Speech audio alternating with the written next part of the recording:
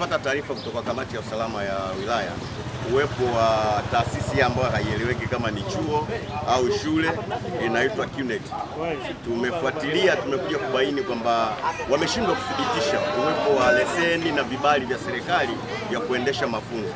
Tumeshindwa kuona mtaala unaotumika kwa ajili ya mafunzo hayo. Kwa hiyo tunaona kama mambo yanaenda shagalabaga. Kwa hiyo tumesitisha shughuli ya chuo hiki kwa muda mpaka tutakapojiridhisha baada ya uchunguzi kwamba kweli wamefuata utaratibu na vielelezo vyote vinavyowaruhusu kufanya hilo jambo vipo. Tukijiridhisha tutafungua, wasipojiridhisha tutakifunga milele chuo hiki.